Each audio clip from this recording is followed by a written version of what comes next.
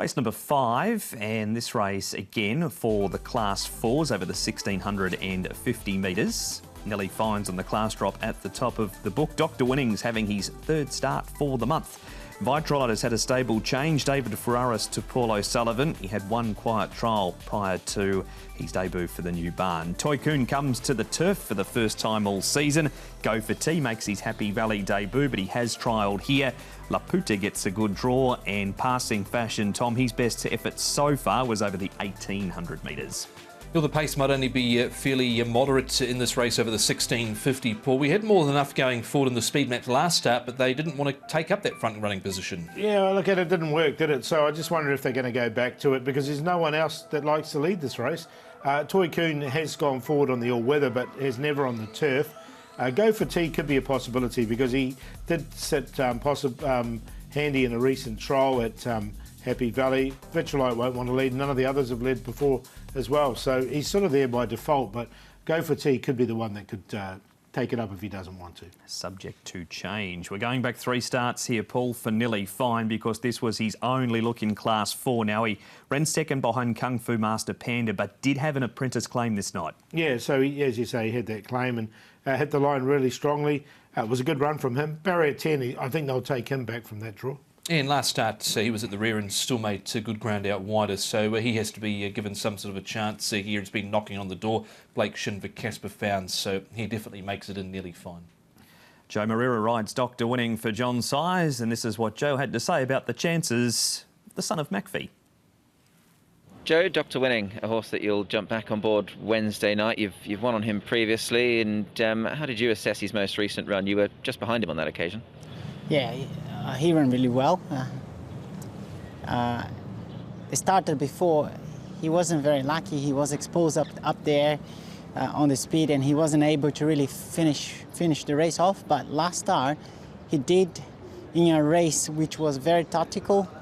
As you said, I just finished behind him, but fortunately I'm able to get back on the horse, and hopefully I can get him to perform as well as he did in the past with me. And ironically enough, actually, the horse that you beat when winning on this horse, you actually rode last time to finish just behind him, Glorious Leather.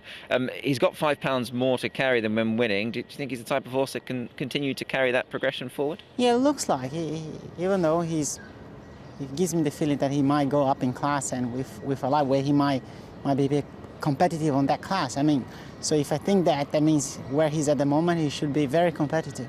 And just on the nature of his running style, Joe, there doesn't look to be much pace in the race. Is tempo quite key to this horse? Not really. If he's able to get a decent position, if the pace is slow, and if he's close enough from the leaders, he will still finish it off. But I guess if the pace is genuine, it's when he's gonna be suit better. So we're just gonna have to deal with the circumstance when the race comes up, and hopefully he performs at his best.